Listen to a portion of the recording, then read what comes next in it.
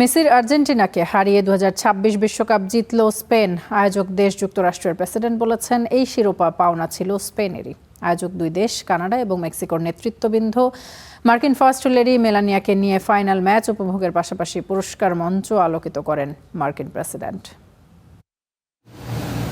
যুক্তরাষ্ট্রের নিউ জার্সিতে আর্জেন্টিনা ও স্পেনের ফাইনাল ম্যাচ শুরুর আগে এভাবেই স্টেডিয়ামে পৌঁছায় মার্কিন প্রেসিডেন্ট ডোনাল্ড ট্রাম্পের গাড়িবহর। ম্যাচ শুরুর আগে স্বাগতিক দেশ হিসেবে যুক্তরাষ্ট্রের জাতীয় সঙ্গীত পরিবেশিত হয়। গ্যালারির কাচ ঘেরা বিশেষ অংশে হাজির ট্রাম্প তখন দাঁড়িয়ে শ্রদ্ধা জানান। পাশেই ছিলেন স্ত্রী ফার্স্ট লেডি মেলানিয়া সহ গুরুত্বপূর্ণ অতিথিরা।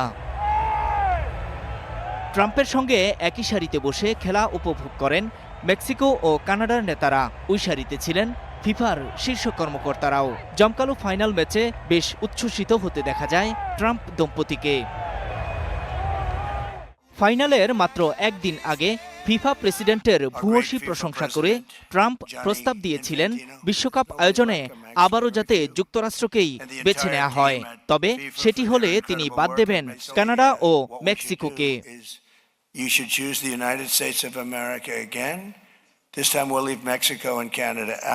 খেলা শেষে খেলোয়াড়দের মাঝে পুরস্কার তুলে দেন ট্রাম্প।